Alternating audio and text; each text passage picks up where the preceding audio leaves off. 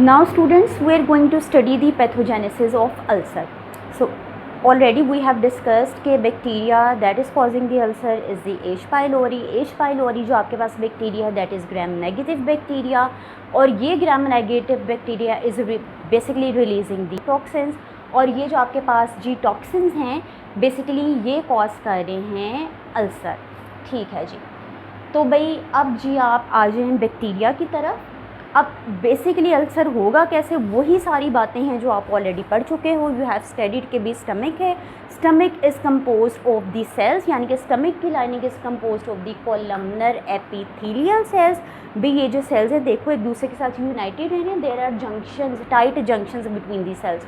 तो भाई अब क्या करने हैं, आपके जो एच पाइलोरी बैक्टीरिया है इसने इन जंक्शंस को करना है अफेक्ट. ठीक है, अब बच्चों क्या होगा जी, सबसे पहले एक नॉर्मल स्ट्रक्चर देख लो. ये आपके पास स्टमक है. स्टमक में you have the columnar epithelial cells and above that you have the mucus layer, और भी म्यूकस लेयर के ऊपर आपके पास आता है स्टमकल ल्यूमन, यानी कि पूरी कैविटी आती है. भाई ये जो म्यूकस है that is released by the goblet cells, और जी जिनका काम क्या है कि आपके स्टमक की लाइनिंग को प्रोटेक्ट करना फ्रॉम दी एसिड. और एसिड का क्या काम है, डाइजेशन करवाना. एसिड पड़ा कहाँ पर है, acid is basically in the lumen that will help you in the digestion, और this acid is basically released by the parietal cells. Okay, अब आ जाओ पैथोजेनेसिस की तरफ. भाई सेम वही है जो आपने स्ट्रक्चर में ऑलरेडी डिस्कस कर ली है. होगा क्या जी, आपने जी कंटामिनेटेड फूड ली.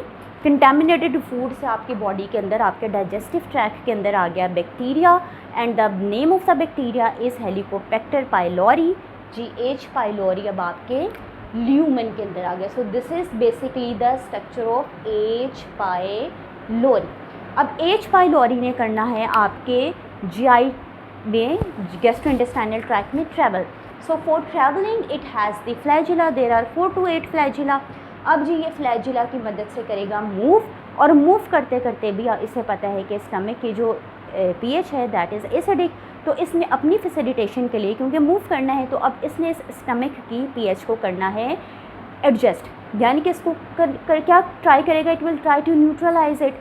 भाई पूरी तरह से तो न्यूट्रलाइज नहीं होगी, बहरहाल क्या करेगा कि this will release the urease. Urease ने क्या करना है, स्टमक के अंदर इन द ल्यूमन HCl के साथ साथ यू हैव दी यूरिया. अब क्या करना है, यूरियस ने इस यूरिया को कन्वर्ट कर देना है into ammonia, that is basically alkaline. तो यानी कि अब यहाँ पे जो आपका स्टमक है उसकी pH in case before it was 1, now अब यहाँ आ जाएगी 2 to 6.1 तक जी वेरी करेगी, यानी कि पीएच ये काफ़ी हद तक इसने चेंज कर दी, न्यूट्रलाइज करने की कोशिश की. नाउ अब क्या होगा बच्चों कि जी सेकंड पॉइंट पे जब ये मूव करता जा रहे हैं, नाउ अब मूव करता करता जी आ गया आपके स्टमक के सेल्स के पास. तो यहाँ पे इसने क्या किया कि इसने अपने आप को करना है एडहेयर. एडहेयर करने के लिए बैक्टीरिया बच्चों जब यहाँ तक पहुँचा, तो बैक्टीरिया यहाँ एडहेयर कैसे कर दिया, भैया आपको पता है इट हैज़ दी लाइपोपोलीसेकेराइड्स. तो लाइपोपोलीसेकेराइड ने यहाँ करवा दी एडहेशन.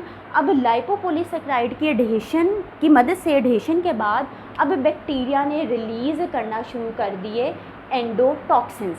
ओके जी, अब इसने रिलीज़ करना शुरू कर दिए एंडोटॉक्सिन्स. अब ये एंडोटॉक्सिन कौन कौन से हैं भी आपको पता है, कैग एंड द वैके. अब कैग जब रिलीज़ हुआ, इसने क्या किया, इन सेल जंक्शंस को ब्रेक करना शुरू कर दिया, और यहाँ पे जी अब आपके पास आ गया गैप. अब इस गैप के अंदर ऑटोमेटिक से बात है ना, यहाँ म्यूकस भी आ जाएगी, यहाँ से फिर जो ऊपर जो एसिड है वो भी इसके अंदर आके गिर जाएगा. तो भाई अब क्या होना शुरू हो जाएगा, अल्सरेशन. अच्छा, इस दौरान क्या होगा कि भाई कैग ने क्या किया कि सेल टू सेल जंक्शन को कर दिया डिस्टर्ब. अब डिस्टर्ब कैसे किया था, बेसिकली स्टार्ट हो गई थी इन्फ्लेमेशन. इन्फ्लेमेशन कैसे स्टार्ट हुई कि कैग ने स्टिमुलेट कर दिया इंटरल्यूकिन ए को, जो कि साइटोकाइन है. इंटरल्यूकिन ए ने क्या किया, साथ ही रिक्रूटनिंग कर दी, बुलाना शुरू कर दिया न्यूट्रोफिल्स को और मैक्रोफेजेस को.